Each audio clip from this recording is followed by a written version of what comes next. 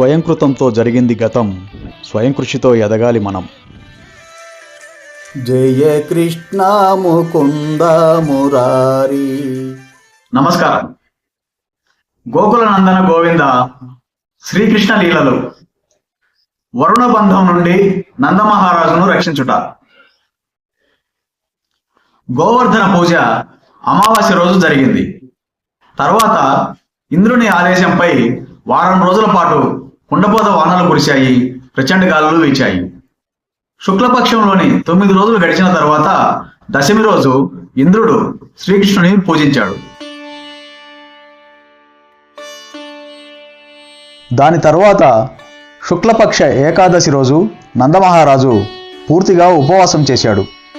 మర్నాడు అంటే ద్వాదశి రోజు తెల్లవారుజామునే అతడు యమునలో స్నానం చేయడానికి వెళ్ళాడు. అతడు నదీ జలాలలో లోతుగా వెళ్ళగానే వరుణదేవుని సేవకులలో ఒకడు అతనిని బంధించాడు.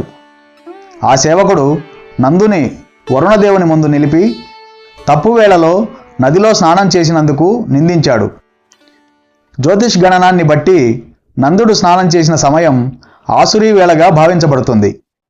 విషయం ఏమంటే నందుడు సూర్యోదయానికి ముందే తెల్లవారుజామున యమునా నదిలో స్నానం చేయాలనుకున్నాడు.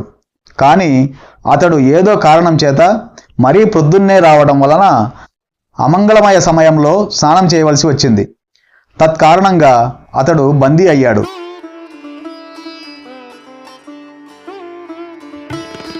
నందుడు బంధించబడగానే అతని అనుయాయులు కృష్ణ, రామ అంటూ బిగ్గరగా అరవడం మొదలుపెట్టారు. నందుడు వరుణ సేవకునిచే తీసుకొని పోబడినాడని కృష్ణ బలరాములు వెంటనే తెలుసుకున్నారు. వెంటనే వరుణలోకానికి వెళ్ళారు.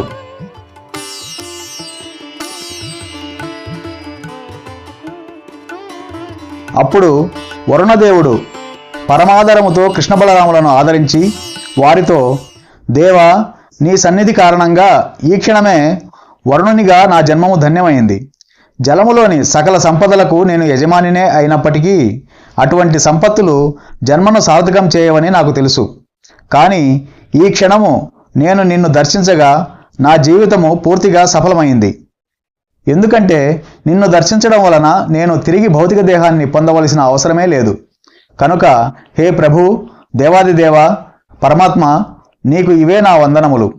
నీవు పరమ దివ్య పురుషుడవు. ప్రకృతి ప్రభావము నీపై పనిచేసే అవకాశమే లేదు. నా మూర్ఖుడైన సేవకుడొకడు ఏది చేయాలో ఏది చేయకూడదో తెలియక పొరపాటున నీ తండ్రి నందమహారాజును బంధించి తెచ్చాడు. దానికి నేనెంతో విచారిస్తున్నాను. నా సేవకుని అపరాధానికి నేను క్షమాపణ వేడుకుంటున్నాను.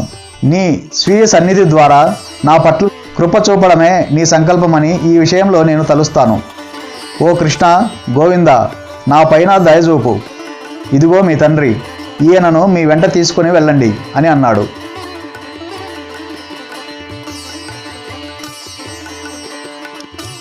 ఈ ప్రకారంగా దేవాది దేవుడైన శ్రీకృష్ణుడు తన తండ్రిని రక్షించి బంధువుల చెంతకు తెచ్చి వారికి ఆనందాన్ని చేకూర్చాడు. వరుణుడు మహా ఐశ్వర్యవంతుడు అయినప్పటికీ శ్రీకృష్ణునికి అంత గౌరవం ఇవ్వటం చూసి నందుడు విస్మయం చెందాడు. అతడు జరిగిన సంఘటనను ఆశ్చర్యపడుతూ బంధుమిత్రులకు తెలియజేశాడు. నిజానికి శ్రీకృష్ణుడు ఎంతో అద్భుతంగా వర్తిస్తున్నప్పటికీ యశోదానందులు అతనిని దేవాది దేవుడని తలచలేకపోయారు.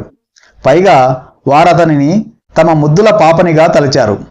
అందుకే శ్రీకృష్ణుడు దేవాది దేవుడు కాబట్టి వరుణుడు అతనిని పూజించాడనే విషయాన్ని నందుడు అంగీకరించలేదు. పైగా కృష్ణుడు ఎంతటి అద్భుతమైన బాలుడంటే వరుణదేవుడైనను అతనిని ఆదరించాడని నందుడు భావించాడు.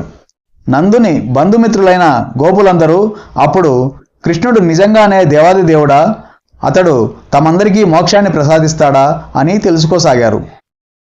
భక్తియోగ సాధన చేసేవారు ప్రస్తుత దేహాన్ని త్యజించిన తరువాత నేరుగా ఆధ్యాత్మిక జగత్తుకు వెళతారు.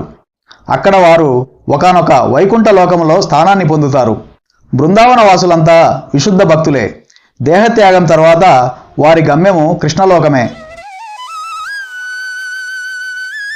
బృందావన వాసులు తమ గమ్యాన్ని తెలుసుకునే విధంగా శ్రీకృష్ణుడు వైకుంఠ లోకాల నిజమైన రూపాన్ని వెల్లడించాడు.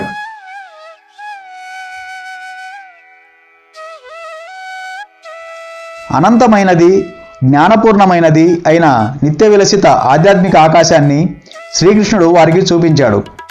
భౌతిక జగత్తులో నానా తరగతుల రూపాలు ఉన్నాయి. తరగతిని బట్టి తదనుగుణంగా జ్ఞానము ప్రకటమవుతుంది. ఉదాహరణకు బాలుని దేహంలో ఉండే జ్ఞానం వయస్సు వచ్చిన పురుషుని దేహంలోని జ్ఞానమంతగా పరిపూర్ణంగా ఉండదు. ప్రతి చోట వివిధ తరగతుల జీవులు ఉన్నారు.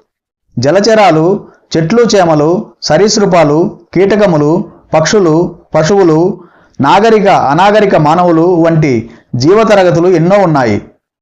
మానవుల కన్నను ఉన్నతులైన దేవతలు, సిద్ధులు బ్రహ్మలోక పర్యంతం వరకు ఉన్నారు. బ్రహ్మలోకంలో బ్రహ్మదేవుడు వాసం చేస్తాడు. ఈ దేవతలలో సర్వదా వివిధ తరగతుల జ్ఞానం ఉంటుంది. కానీ ఈ భౌతిక విశ్వానికి పరంగా ఉండే ఆధ్యాత్మిక ఆకాశంలో ప్రతి ఒక్కరూ జ్ఞానపూర్ణులై ఉంటారు. అందుకే వైకుంఠ లోకాలలో లేదా కృష్ణలోకంలో జీవులందరూ నిరంతరము భగవత్ సేవలో నెలకొని ఉంటారు. కృష్ణభక్తి భావనలో ఉన్నవాడు ఆధ్యాత్మిక ఆకాశము, వైకుంఠ లోకాల స్వభావాన్ని సులభంగా అర్థం చేసుకోగలుగుతాడు. సతతము కృష్ణభక్తిలోనే నెలకొనినందున బృందావనవాసులు వైకుంఠ లోకాల దివ్య స్వభావాన్ని అత్యంత సులభంగా అర్థం చేసుకున్నారు. శ్రీకృష్ణుడు నందాది గోపులను ఒక మడుగు దగ్గరకు తీసుకొని వెళ్ళాడు. వారంతా అక్కడ స్నానాలు చేసి వైకుంఠ లోకాల నిజమైన స్వభావాన్ని దర్శించారు. ఆ దేవదేవుడు తదనంతరము అక్కడే అక్రూరునికి కూడా వైకుంఠ లోకాలను దర్శింపజేశాడు. ఆధ్యాత్మిక ఆకాశాన్ని, వైకుంఠ లోకాలను దర్శించిన తర్వాత నందాది గోపులు పరమానంద భరితులయ్యారు. మడుగు నుండి వారు బయటికి రాగానే ఉత్తమ స్తోత్రాలతో అర్చింపబడుతున్న శ్రీకృష్ణుని చూశారు. జయ కృష్ణ ముకుంద మురారి.